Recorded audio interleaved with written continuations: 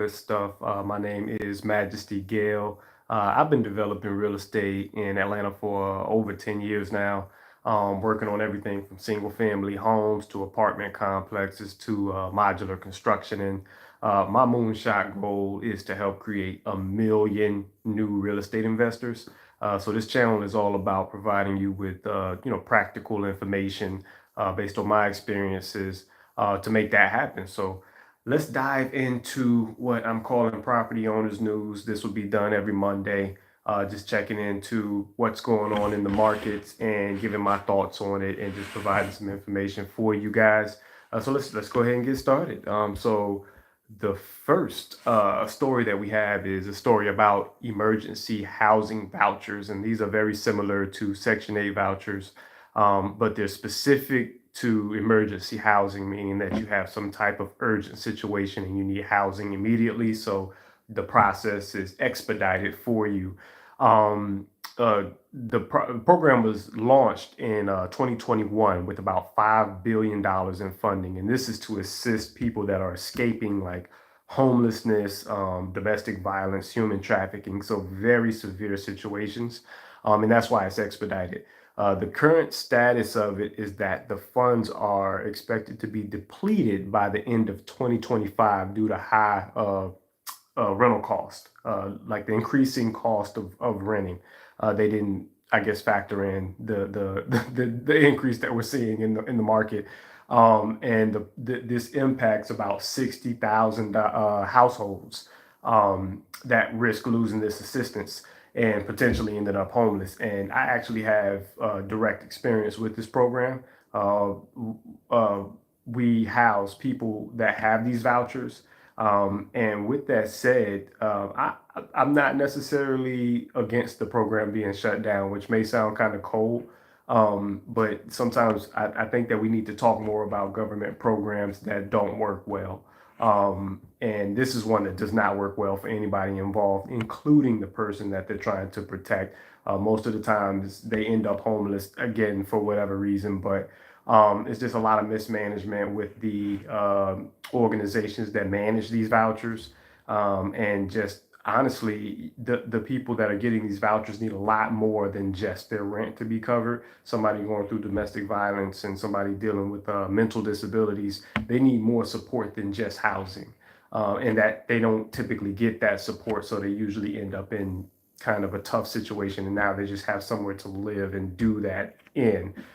So anyway, Maxine Waters is advocating for an $8 billion extension, but I don't think that'll work out because the program isn't going well across the country. They're spending billions of dollars and it's not really helping anybody. So yep, that's the first story. The next story is about low income housing tax credits.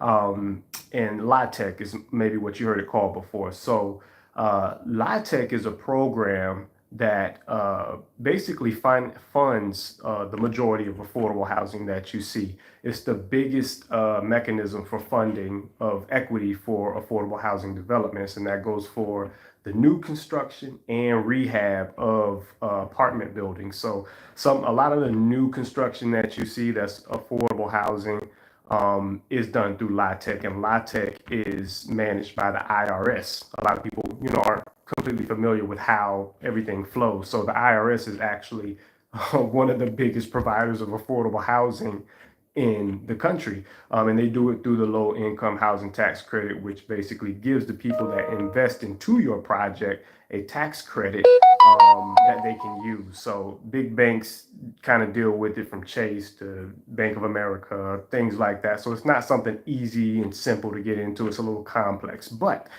with that said, there's legislation being introduced that aims to enhance this program. And how it's going to enhance the program. So the 9% LIHTC, which we'll have to do another video about how LIHTC works, but basically they're going to increase the allocation or the budget that they're allocating for this program by 50%. This is already, a multi-billion-dollar budget, so increasing it by 50% means there'll be billions more added to this budget. They're also reducing some of the compliance in the aspect of there's some different tests and compliance that you have to do in order to keep the funding or to be in compliance with receiving the funding from the government. As you know, all funding you get from the government comes with some types of milestones or some types of checks and balances that you have to do in order to stay in compliance. And if you don't do it, then you end up out of compliance and you lose access to that funding. So they're reducing some of the compliance in relation to tax-exempt bonds. And also providing a basis boost. So they're just looking to increase the amount of money or increase the incentive that they're providing for those projects, which is major because that means you'll be seeing more affordable housing in the near future, and it's being incentivized for more, affordable housing to be developed through this program. And this will help to preserve about 1.6 million additional affordable homes over the next decade, and most of this will be in the form of apartments. And the final story is this is about Bill Gates. I'm sure you guys have seen some headlines about what he said about AI replacing teachers and doctors. So I included this even though it's not directly related to real estate in the same way the previous stories were, but it is. Because you have teachers and doctors and those in those spaces that are renting, or buying property. And I think that we need to really acknowledge the disruptive qualities of AI, how it's already disrupting the markets, it's already changing the job markets, it's already changing the business markets, it's changing everything already.